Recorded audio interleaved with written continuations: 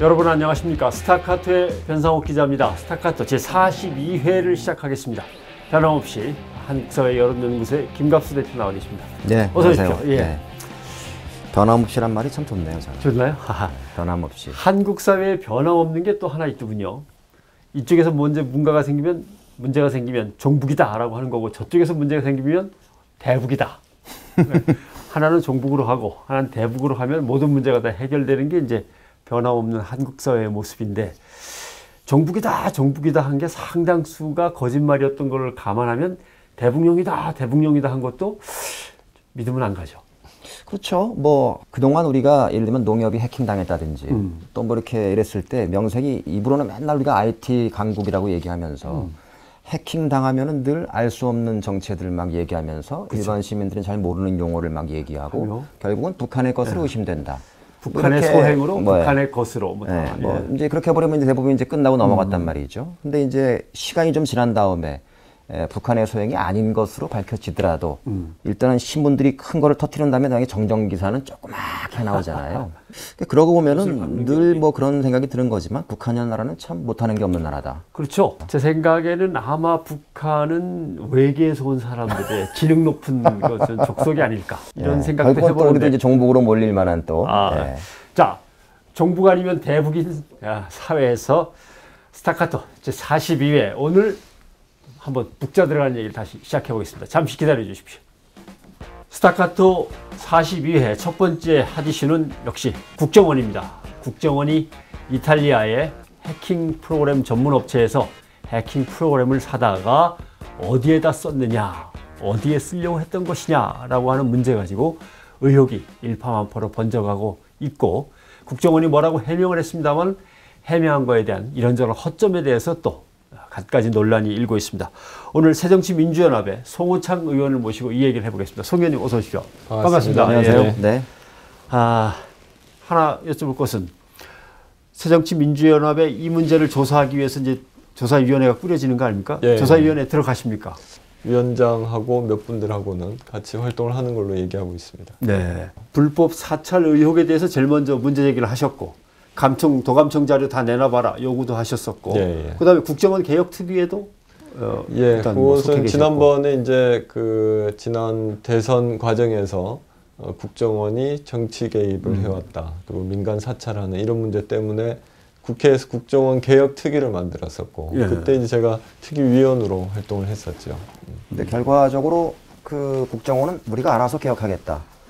셀프 개혁 뭐 그런 식으로 만들어져서 그렇게 해서는 개혁이 될 수도 없고 국민들도 믿을 수가 없다. 그래서 국회에서 합당한 그리고 합리적으로 인정할 수 있을 정도로 개혁안을 만들자 했는데, 그때 정부하고 여당과 뭐 무지하게 많이 싸웠던 것 같고요. 그러면서 어떤 국정원을 완전히 구조를 개편해야 된다. 국내 파트는 완전히 없애야 된다.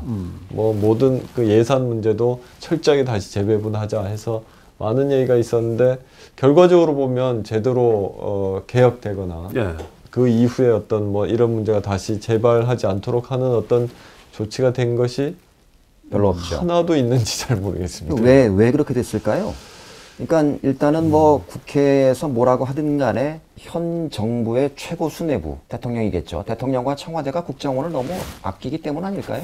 아무래도 뭐 바깥에서 아무리 이 제도나 개혁을 위한 여러 가지 조치를 만들어 놓는다고 하더라도 결국 실제 것을 바꾸는 일은 행정부가 해야 되는 역할이고, 결국은 대통령의 직할기관이기 때문에 대통령이 여기에 대해서는 결심을 해야 되는 문제입니다. 근데 이제 지금까지 제대로 된 어떤 개혁이라든지 아니면 뭐 조금이라도 변화된 게 있어야 되는데 그게 제대로 없다고 하는 거는 결국은 대통령의 의지를 의심할 수밖에 없는 거죠. 말씀 이제 하신 것처럼 그 국정원 스스로가 심리전단에서 활동했던 것들을 처음에 이제 논란이 됐을 때도 뭐 당연히 우리는 그런 적 없다. 또는 뭐 대북 뭐 업무였다. 이렇게 늘 패턴들이 있잖아요. 뭐 지금도 마찬가지로 당연히 아니나 다를까 누구든 이제 전 국민 대부분이 이제 국정원장이 뭐라고 해명한단다 할 때 그 해명의 내용들을 대부분 이제 짐작할 수가 있고 그 짐작한 범위에서 전혀 벗어나지를 않잖아요. 그냥 대북 업무의 일환이었고 우리 국민을 향해서 사용한 적은 없다. 또는 연구용이었다. 뭐 이렇게 얘기를 했단 말이죠. 결국은 이제 본인들이 밝힐 리 만무한데 그리고 또 그 베일에 쌓인 곳이기 때문에 파헤쳐내는 방법밖에 없단 말이죠. 그래서 지금 이제 특위를 꾸리셨는데 뭐 아직까지 이제 특위가 가동된 건 아니기 때문에 그 활동 계획이라든지 방향은 아직까지 잡히진 않았겠지만 일단은 그 우리 들으시는 분들과 보시는 분들을 위해서 좀 그 처음부터 좀 이렇게 정리를 좀 한번 해볼 필요가 있을 것 같아요. 사건의 전말을 그러니까요. 갖다가 예. 이탈리아 밀라노에 있는 해킹팀이라는 이제 회사가 컴퓨터, 스마트폰을 해킹할 수 있는 프로그램을 만들어서 그거를 이제 여러 국가에다가 여러 회사에다가 이 판매를 하고 있는 것 같습니다. 거기에 우리 육군 5163 부대라고 거래명은 공식적으로 이렇게 표현되어 있는데 이것이 국내에서 이제 국정원인 거죠. 국정원과 오랫동안 소통을 하면서 2012년 1월달, 7월달 두 차례에 걸쳐서 이 해킹 프로그램을 구입하는 그런 이제 과정이 이제 발견이 된 거고요. 아이러니하게도 해킹팀이 해킹당해서 이런 사실이 이제 공개되게 된 상태입니다. 그 제가 이제 해킹팀이라는 회사의 홈페이지 한번 들어가 봤어요. 예. 홈페이지가 있더군요. 근데 그 재밌는 게 못된 짓을 하는 회사잖아요. 못된 짓을 하는 회사인데 아주 당당하게 홈페이지를 열어놓고 있고 이 카피들도 아주 당당해요. 당신이 원하는 타겟에 모든 걸 다 털어주겠다. 이런 거를 지금 적어놓고 있고 그러니까 새로운 신제품 출시됐대요 얼마 전에. 갈릴레오래요. 갈릴레오. 그래도 우린 뚫는다. 거장의 이름을 갖다 썼군요. 참 재밌는 팀인데 이 해킹팀의 서버를 갖다 해킹한 사람들이 이 트위터 계정도 해킹을 해서 트위터 계정의 이름을 해크드팀, 해킹당한 팀이라고 이제 이름까지 바꿔놨어요. 해킹당한 팀. 네. 그 위키 백과가 오픈 백과사전이라는 건 한계를 감안해서 보더라도 위키 백과에 어떻게 나와 있냐면 주로 인권 지수가 낮은 나라 정부나 정보기관을 고객으로 하는 걸로 비난을 받고 있다. 네. 기록에 있죠. 보면은 에티오피아는 정부기관이 이 프로그램을 구입해서 정부의 비판적인 언론인들을 감시한다거나 민주활동가를 갖다 감시하는 일에 썼고. 지금 그 구매 국가들 면면을 보니까 인터넷 공개가 되어 있는데요. 이태리, 스페인, 헝가리, 모로코, 말레이시아, 그 다음에 사우디, 멕시코, 체코, 이집트, 오만, 파나마, 터키, 우즈베키스탄, 나이제리아, 에티오피아, 말레이시아, 모로코, 수단, 러시아, 카자흐스탄, 그 다음에 당당하게 사우스 코리아와 USA. 예, 뭐 주로 이런 나라들이 고객입니다. 근데 이게 사실은 더 뒤져봐야 되겠지만 이 프로그램 자체가 그렇게 뭐 엄청나게 어떤 기술력이 필요하거나 이런 건 아니라면서요? 예, 그런 게 전혀 아니고 지금 최근에 얘기가 나오는 거는 사실은 이건 뭐 이탈리아까지 그 멀리까지 가서 할 게 아니라 바로 가까이 중국에서도 연변에서도 가능하고 국내에서도 충분히 만들어서 흔히 할 수 있는 건데 그거를 왜 이렇게 멀리 가서 비싼 돈 주고 그것도 다 세금인데 그러니까요. 그렇게 해서 이런 식으로 또 구매하고 또 문제를 일으켰느냐 하는 것이 또 한편에 이제 비난을 받는 대상이 되는 그러면 거죠. 사실은 가까운 데서 사오면 들킬까봐. 그렇죠. 멀리 가서 사왔다. 그러면 가명으로 사오든지 하지 대포폰이나 대포 통장을 쓰든지 하지 또 자기들 이름은 5163에 그다음에 뭐 지금 이제 그 말씀하시는 그 맥락은 들켰으니까 문제라는 것인가요?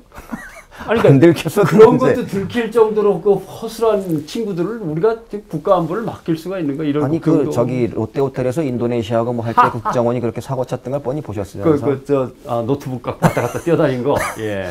그래서 이제 이게 저 외에 당하지 하면서 늘 당하고 있는 뭐 스미싱이라든지 피싱이라든지 이 수법하고 똑같다는 거 아닙니까? 그렇죠. 예. 그러니까 침투할 수 있는 스파이웨어를 URL에다가 이제 심어가지고 그걸 클릭하면은 이제 하는 순간 동시에 이제 스파이어가 휴대폰이나 또는 이제 PC에 설치가 되는 거죠. 오늘 아침에 이제 그 저희 안철수 위원장하고 당 대표실에서 시연을 이제 한번 했습니다. 아침에.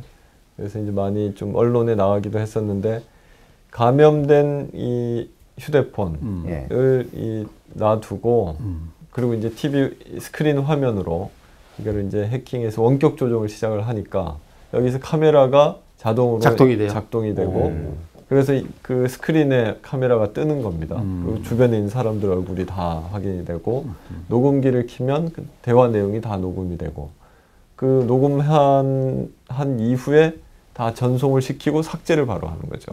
원격으로 삭제도 가능하고, 그렇죠. 증거를 없앨 수도 있고. 그리고 이 스파이웨어를 심었다가 작동을 한참 하고 난 다음에 스파이웨어 자체를 삭제를 할 수가 있습니다. 그래서 나중에는 이게 지금 들어있는 건지 없는지, 한번 들어왔다가 나갔는지 흔적이 없기 때문에 그걸 또 확인할 수가 없는 거죠. 그렇기 때문에 뭐 이 휴대폰 안에 들어있는 정보, 데이터를 전부 다 전송하는 것은 물론이거니와 몰래카메라를 그냥 들고 다닌다, 이렇게 생각을 하시면 될 겁니다. 대개는 나쁜 짓 하면은 그럴 경우 로그 기록이 남아서 문제가 되는데 그것도 싹 이제 지워질 수 그러니까 있다. 이 해킹팀 애들이 홈페이지에 가보면은 그 우리가 적발됐거나 적발됐다고 의심받을 때 흔적 없이 사라지는 것도 우리는 가능하다라고 본인들이 광고를 해놨어요. 자, 문제는 무시무시한 어떤 건지는 일들이죠. 알겠는데 이제 핵심은 대북용이냐, 아니면 국내 연구용이냐, 아니면 국내에 정말 정권에 대해서 좀 뭔가 저항적이거나 보기 싫은 인간들, 아니면 선거와 관련해서 약점을 잡았으면 좋겠다 싶은 사람들을 상대로 한 용이냐, 이걸 밝히는 게 문제일 것 같습니다. 예, 그게 지금 제일 문제이고 그 문제 때문에 이제 국민들이 제일 불안해하는 거죠. 공포에 떨게 되는 거고. 근데 이제 지금 공식적으로는 대북용이고 국내에는 전혀 사용하지 않았다. 만약에 사용했다면 국정원장이 책임지겠다. 어떠한 처벌도 받겠다. 예.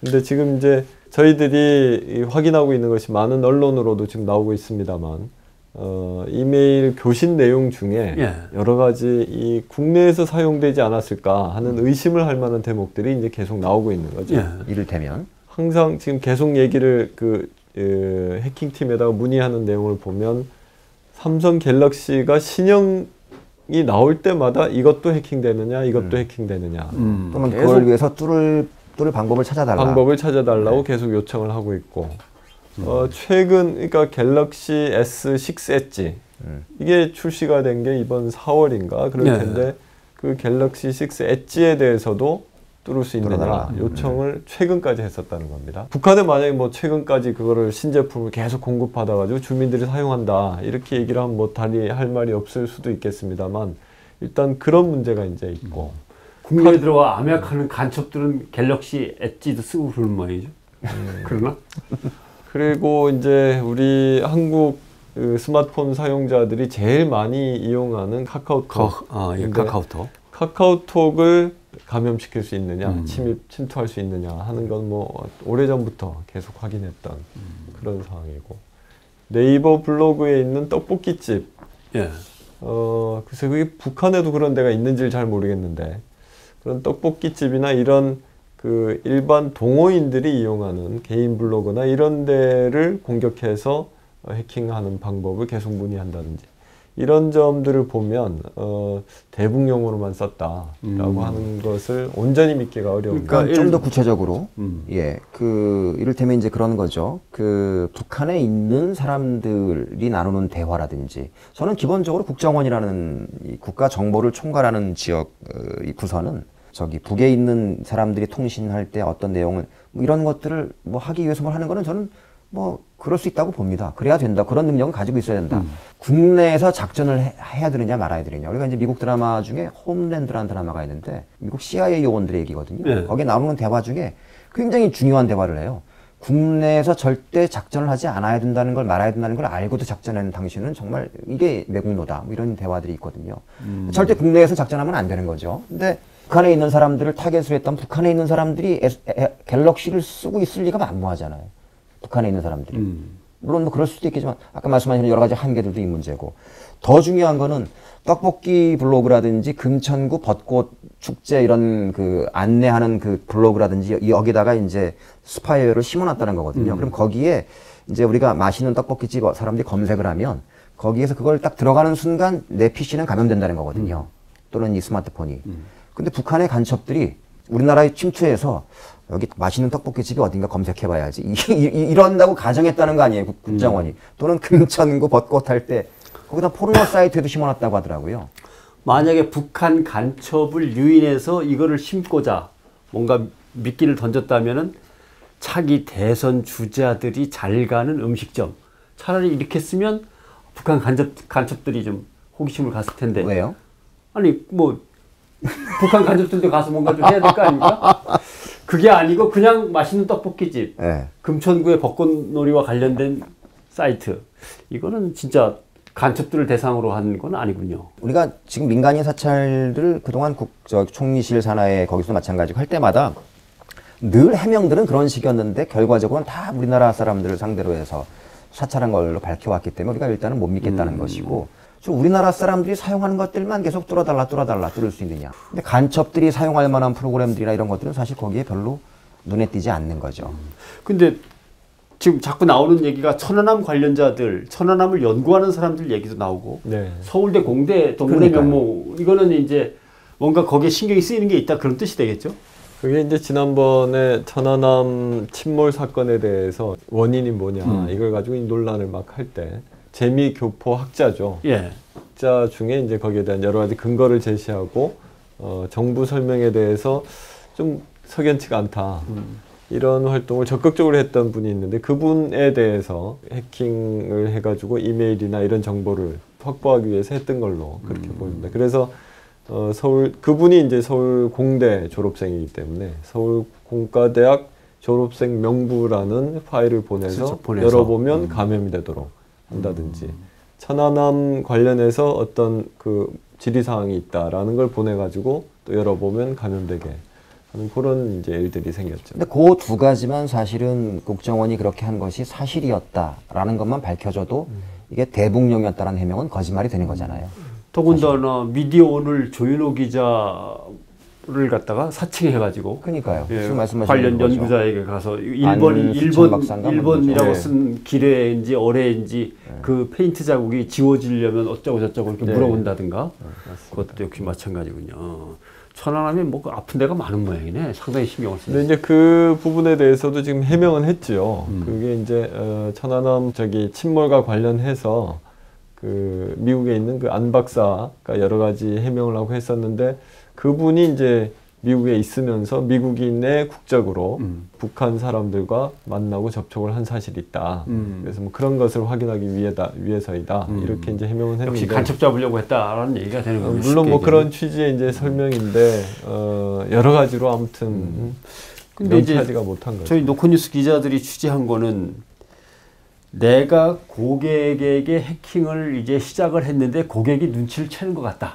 이거 어떻게 했으면 좋겠냐라고 하니까 그 고객이 누구냐? 변호사다.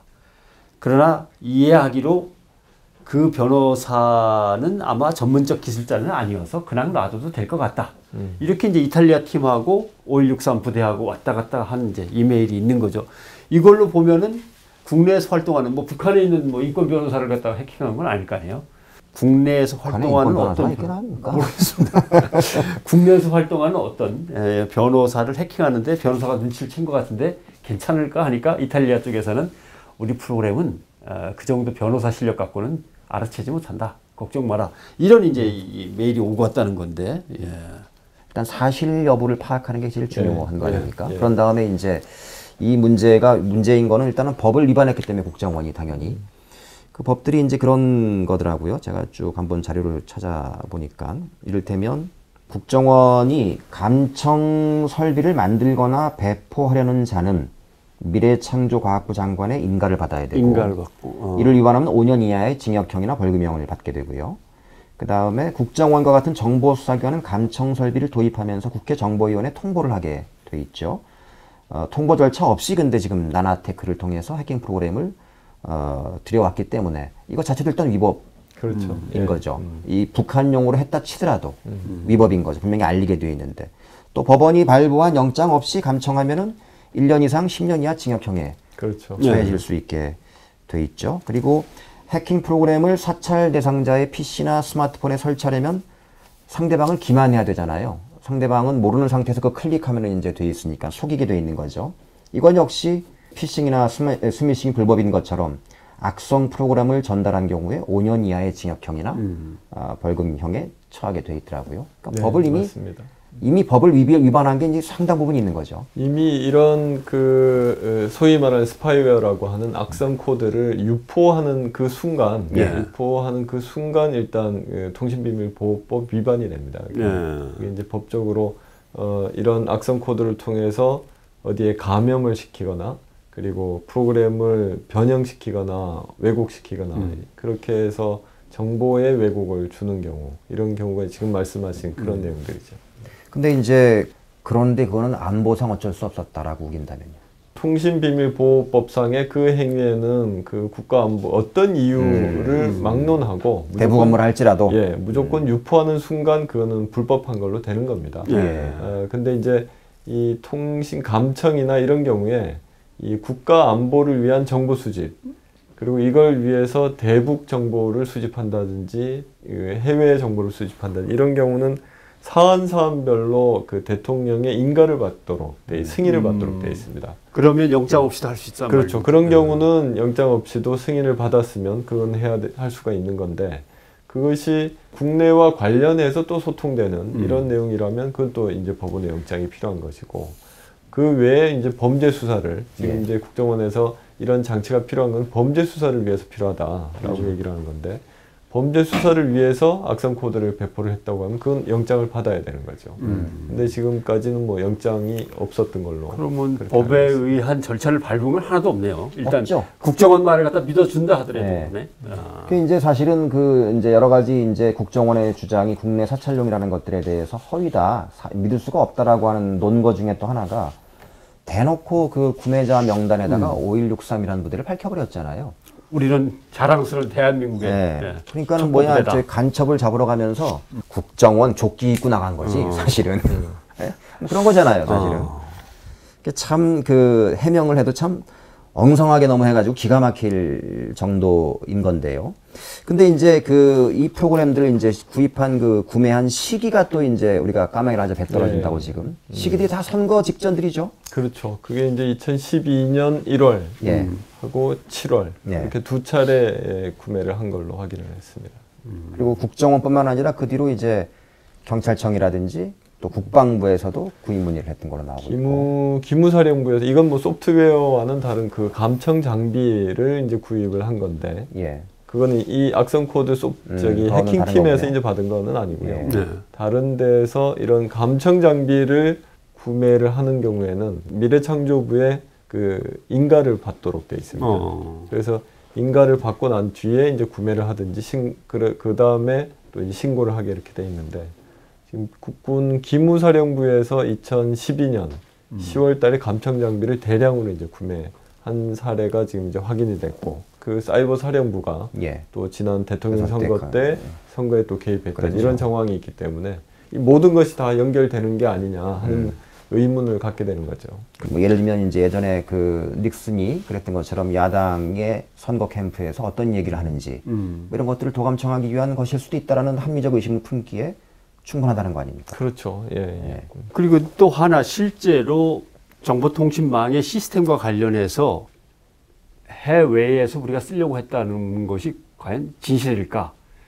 그게 마음대로 그렇게 해킹 프로그램을 심으려면은 통신 관리하는 쪽하고 연결이 돼 있어서 협조를 받아야만 가능한 거 아닌가 하는 얘기도 계속 나오고 있습니다. 그래서 지금 이제 그 정부 여당에서 추진하고 있는 통신비밀보호법 개정안 중에 이번에 이제 기무사가 2012년에 구입했다고 하는 감청장치, 그런 장치를 그 국내의 그 이동통신 사업자들에게 의무적으로 설치하게 되는 그런 이제 법을 지금 개정안을 발의해 놓은 상태입니다. 그렇게 되면 뭐 KT라든지 우리 국민들이 많이 쓰고 있는 SKT라든지 이런 사업자에게 이제 시스템 안에 감청 장비를 의무적으로 설치를 해야 되는 거죠.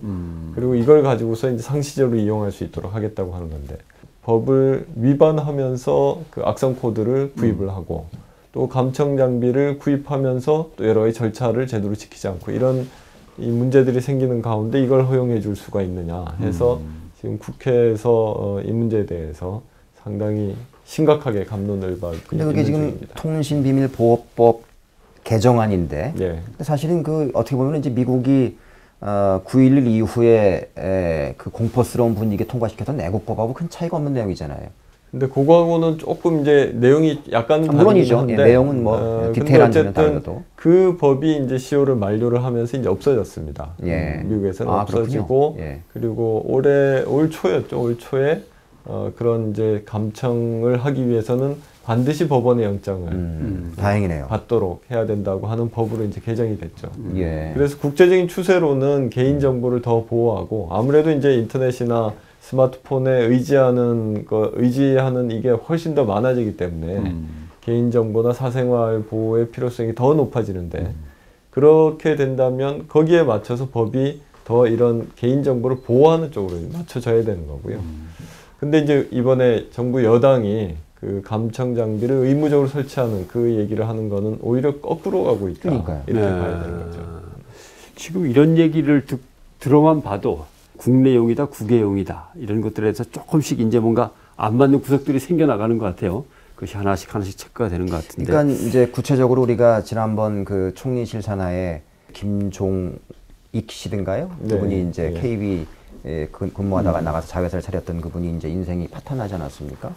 그 거기에 관여했던 사람들 대부분 다 유죄 선고를 받았고 아마 실형을 산 걸로 이렇게 알고 있는데 그런 것처럼 구체적으로 피해 당사자들이 적확하게 우리가 이제 몇 명을 좀 나온다든지 또는 뭐 이런 것들이 몇 개 사례가 밝혀지지 않는 이상 사실 지금 구체적인 게 너무 많이 있음에도 불구하고 원세훈 원장처럼 이런 판결을 받아버리는 걸로 돼버릴 가능성이 매우 높잖아요. 그렇죠. 예. 특유의 방향들을 지금 어떤 방향으로 이제 설정을 하고 계신 건가요? 뭐 구체적인 건 조금 더 의논을 해봐야 되겠습니다만 이것으로 인해서 이 사건으로 인해서 확인된 것처럼 이런 국정원의 어떤 정보 수집 활동이다라는 미명하에 국민들의 사생활이나 통신 비밀이 보장되지 않는 그래서 정말 일반 생활을 하는 데서도 이렇게 불안과 공포에 떨지 않도록 도대체 국정원이 어디까지 한 것인지 이걸 진상을 규명해야 된다 하는 게 이제 첫 번째인 거고요.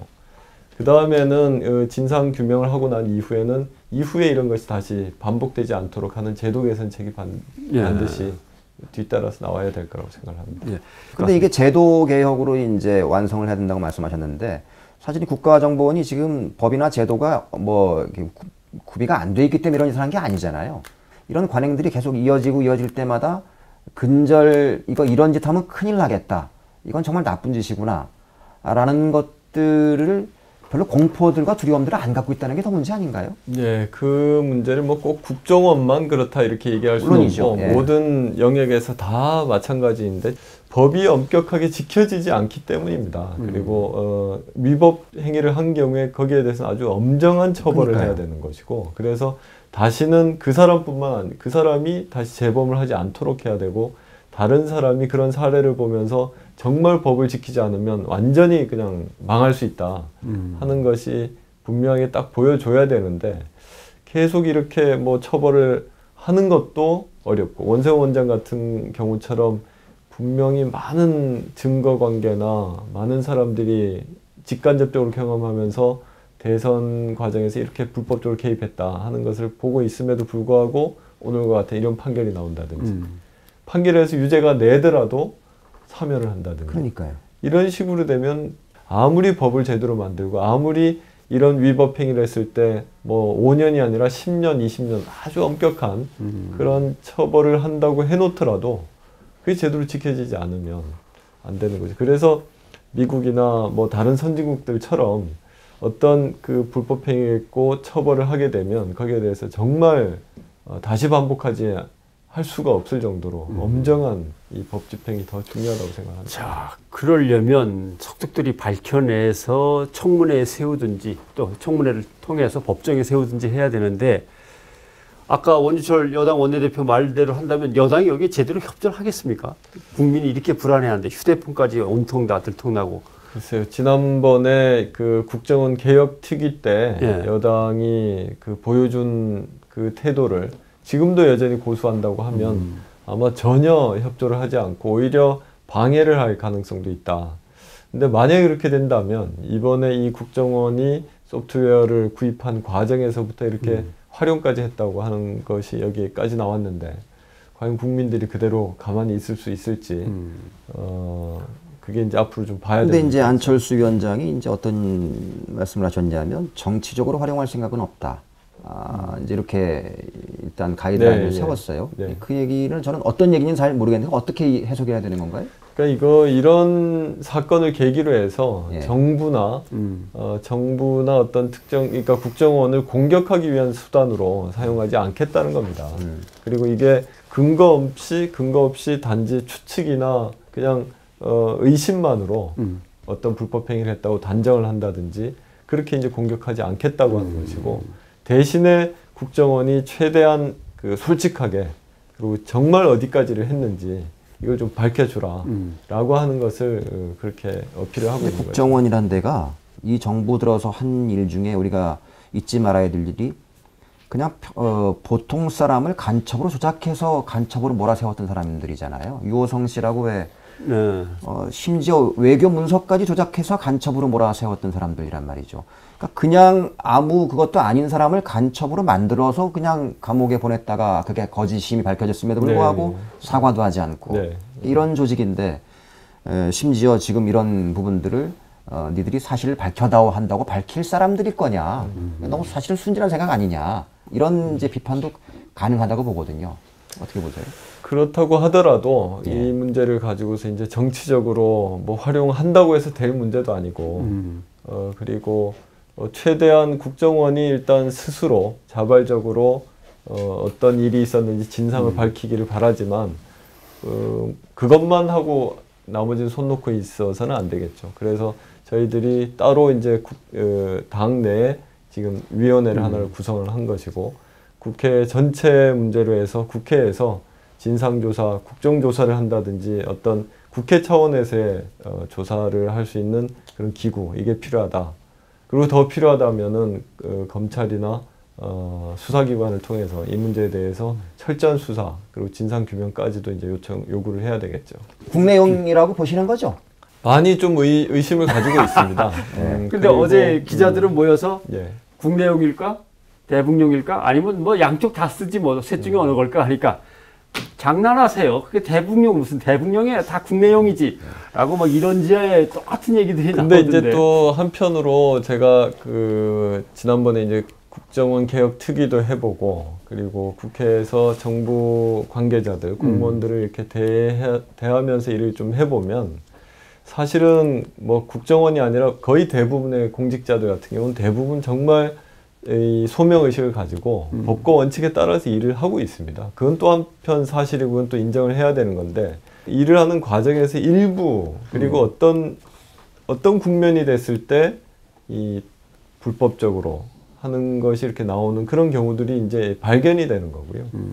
그거를 찾아내고 분명하게 진상규명이, 그래서 어디까지가 잘못됐는지를 찾는 것이 그래서 더 중요한 그러면 마지막으로 이건 한번 좀 여쭤보고 싶습니다. 만약에 국내용이라는 게 드러난다면 국정원을 어느 정도로 수술을 해버려야 제대로 된 모습이 나올지. 지난 국정원 개혁 특위에서 제가 제일 강하게 주장했던 것이, 국정원은 정말 그 대북 그리고 해외 정보 수집 역할만 하는 것으로 완전히 제도적으로도 그래야 되고 기구로도 국내 팀을 아예 없애야 된다라고 하는 게 제가 주장했던 핵심입니다. 만약에 그 팀이 없어진다고 하면, 그리고 그 팀이 지금 과연 국내에서 어떤 역할을 해야 되는지, 그 문제는 경찰에도 이 정보과가 있고 검찰과 수사기관이 다 있는데 굳이 국정원이 이걸 하면서 괜한 휩싸일 필요도 없는 거고, 그리고 대외 관계나 해외 대북 정보가 너무 취약합니다. 그리고 이런 정보를 수집하는 데는 너무나 허술하게 지금 하고 있다는 거죠. 그래서 좀 정말 정작 해야 될 일을 제대로 할 수 있도록 구조를 완전히 바꿔야 된다 하는 것이 제 생각입니다. 어떠한 일이 있어도 국내 우리 국민들을 대상으로 작전을 하면 안 되는 거죠. 절대로 안 되는 거예요. 자, 그래도 뭐처럼 어렵게 모셨는데 뭐 정치 현안에 대해서도 지금 혁신위 활동을 하고 있는데 네. 혁신위 활동하는 와중에도 계속 지금 물론 이제 혁신이라는 게 쉽겠어요 어디 뭐 늘 그랬다시피 그리고 야당의 이 뭐 집안 싸움이 어제 오늘 사실 뭐 싸움도 아니고, 그러니까 혁신은 잘 되고 있다고 보세요? 어떠세요? 혁신위 활동이? 혁신위가 상당히 이제 어려운 시기에 중요한 중책을 지금 맡고 있는 상황이죠. 그리고 혁신위가 정말 일반 국민도 설득을 해야 되지만 무엇보다 제일 중요한 것은 당내 당원과 대의원, 국회의원들까지를 포함해서 당 내부의 사람들에게 정말 인정받을 수 있는 그 문제 때문에 우리가 이렇게 국민들로부터 신뢰받지 못한다 하는 그런 안을 만드는 것이 제일 중요하다고 생각을 합니다. 지금 이제 몇 차례 계속 그 안을 만들기 위해서 많은 사람들을 지금 만나고 있는 걸로 알고 있는데 어쨌든 거기에서 제대로 된 안이 만들어지고 그 안을 통해서 당이 혁신이 됐을 때 그때 국민들로부터 다시 이제 신뢰를 받을 수 있을 것이고 만약 그게 안 된다면 또 이제 어려워질 텐데 매드맥스라는 영화 있지 않습니까? 그 영화에서 참 많은 걸 좀 느꼈는데요. 아주 지옥 같은 그 핵전쟁 이후의 지구 상황이지 않습니까? 거기서 몇 사람들이 다 도피해가지고 생존자들이 모여서 사는 거기가 아주 지옥 같은 삶을 살고 있지 않습니까? 뭐 물 한 방울도 제대로 먹지 못하고 음식도 제대로 먹지 못하는 거기서 정말 목숨을 걸고 탈출을 했는데 결국은 나중에 다시 거기로 돌아가지 않습니까? 결국 거기로 가서 우리가 살 길은 살 수 있는 곳 그리고 다시 희망을 가질 수 있는 데는 거기다. 그래서 거기를 우리가 변화시키고 우리가 다시 만들면서 거기서부터 시작하자 하는 것을 이렇게 보면서 저희 당의 상황, 사정하고 이게 지금 거의 비슷한 게 아니냐. 그리고 우리 당뿐만 아니라 대한민국의 모든 영역이 다 비슷한 상황인 것 같다. 아무리 지옥 같은 곳이고 많은 그 불신을 받고 있고 비난을 받고 있지만 결국은 여기서부터 시작할 수밖에 없다. 그런 심정으로 혁신위가 제대로 된 성과를 좀 내기를 기대를 하고 있습니다. 우리가 새정치민주연합의 많은 이 국민들이 정말 넌덜머리를 내면서도 저렇게 이러면서도 계속 기대를 가지고 있는 이유는 폭압의 시대, 억압의 시대에 기댈 곳이라곤 야당밖에 없기 때문이지 않습니까? 거기가 잘 돌아가야 이런 국정원이 이런 간 크게 이런 짓도 못하게 될 시대도 우리가 살게 되는 거고 뭐 이래야 되는 건데 졸업과 동시에 신용 불량자로 될 수밖에 없는 그런 대학생들부터 시작해서 청년 실업에 시달리는 청춘들, 비정규직들, 6개월 한 번씩 망하면서 계속 빚더미에 앉는 영세 자영업자들 이런 사람들 곁에 그 지옥 같은 곳에 야당은 없더라. 저 위에서 엉뚱한 거 갖고 맨날 싸우고 있더라. 이런 목소리들이 굉장히 많단 말이에요. 지금도 혁신위가 싸우고 있는 거 보면 내용이 막 이렇게 이기고 막 뭐라고 하는 거 보면은 저게 거기 시민들의 삶, 어려운 삶과 도대체 어떤 관계가 있는 거지? 똑같은 저도 이제 문제의식을 갖고 있습니다. 그러니까 그 국회를 중심으로 해서 대한민국을 재구성하고 그리고 조금씩 변화 발전시키는 모든 이슈들이 사실은 이제 여의도에서 다 만들어지고 있는데 그런 이슈가 생길 때마다 여의도에서 그 어떤 대안도 얘기하고 해석도 얘기하고 하는데 일반 국민들이 생각하는 것과는 완전히 동떨어져 있는 어떻게 저런 생각을 할까? 그리고 전혀 국민들의 관심 또는 민생과는 관련 없는 걸 가지고 막 싸운다든지 이런 과정을 만들지 않도록 하기 위해서는 국회의 구성이 확연하게 좀 바뀌어야 된다고 봅니다. 정말 국민들의 실제 생활을 몸으로 경험하고 체험해 왔던 사람들 그런 사람들이 더 많이 국회에 들어와야 되고 그래서 국민들의 실제 삶을 피부로 그리고 자기 경험으로 이해하고 인식하는 사람들이 더 많이 들어와야지만 이런 문제가 바뀌지 지금의 국회 구성을 보면 한 70% 정도가 법조인이라든지 그 학자라든지 아니면 정당 생활을 오래 했던 사람이라든지 그러니까 일반 국민들이 취업하기 위해서 고생하고 취업하기 위해서 스펙 쌓느라고 그 고생을 하거나 아니면 취업 이후에 승진하기 위해서 회사에 살아남기 위해서 이렇게 경험해 봤거나 아니면 기업을 경영하면서 살아남기 위한 그 고충이 어떤지를 경험해 본 사람이 불과 얼마 되지 않는다는 겁니다. 그 구성을 바꾸는 것이 저는 개혁의 어떤 가장 큰 관점에서 봤을 때는 제일 중요한 게 아닌가 생각하고 있습니다. 말씀하신 것처럼 실제 대표자들이 아닌 사람들이 거의 대부분 차지하고 있다는 가장 큰 문제가 아니냐. 네.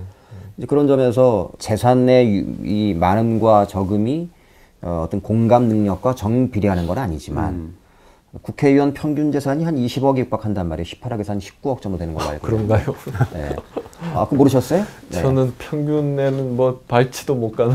네, 19대 2013년, 14년 평균 재산이 18억에서 19억 왔다 갔다 하고 있는 걸로. 그것도 이제 최상위 정몽준, 김세현 같은 사람들은 빼고도.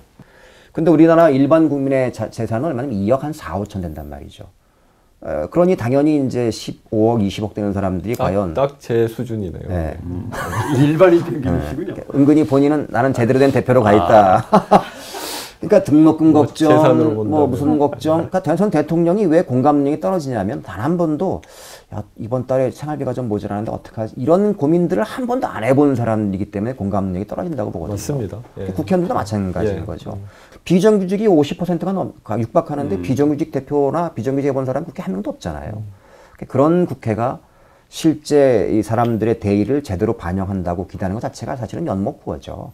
여러 가지 어떤 혁신안이라고 많이들 이제 방법이 나올 텐데 그 혁신안은 사실 이때까지 뭐 나왔던 것들이 워낙 많기 때문에 그 외에 또 다른 걸 뭘 낼 수가 있을까 하는 생각입니다. 근데 이제 궁극적으로는 아까 말씀드린 대로 이런 이 국회부터 어떻게 바꿔야 되겠다라고 한다면 국회 구성을 어떻게 바꾼다.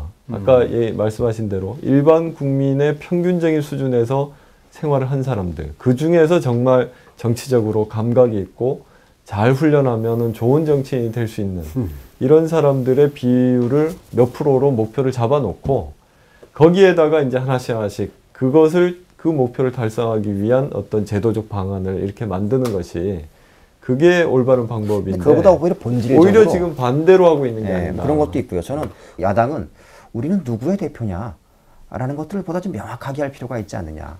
그러면은 이제 그 당에서 발의하는 법들이라든지 법안이라든지 이런 것들도 그 정체성에 맞춘 것들이 대부분 이제 발의가 돼야 될 것이고 대표자의 구성도 자 우리는 이런 사람들의 대표를 자임할 건데 이런 사람들이 주로 우리의 구성원 중에 어느 정도는 최소한 돼야 되겠다라는 목표치를 세우고 난 다음에 선출 방식과 이런 것들을 어떻게 할 거냐 그러면 이런 논의가 순서가 좀 그렇게 되지 않을까요? 현실에서 어려운 게 그러니까 논리적으로는 그렇게 하는 게 이제 맞을 것 같은데 현실에서는 꼭 거기에만 맞출 수는 없겠더라. 근데 궁극적인 어떤 목표를 그렇게 설정해서 그런 어떤 당의 정체성과 그게 바로 이 정강과 그렇죠. 정책이 될 텐데 그게 분명히 필요하죠. 말씀하신 것이 필요하고 그게 이번에 이 개혁안을 만드는 데서 어떻게 이제 이 반영이 될지 그게 이제 중요할 것 같습니다. 아무튼 온 국민이 간절히 염원하고 있는 정치의 쇄신, 국민을 위한 정치라고 하는 것. 거기에 이제 제1야당이 지금 마련하고 있는 쇄신안이 좀 하나의 기폭제가 됐으면 좋겠고 애써서 만든 것들이 당내에서 괜한 계파 간의 싸움 때문에 손상되거나 가로막히거나 하지 않았으면 하는 간절한 바람이 있다는 걸 잘 알아주셨으면 좋겠습니다. 오늘 이렇게 귀한 시간 내주셔서 고맙습니다. 네, 감사합니다. 고맙습니다.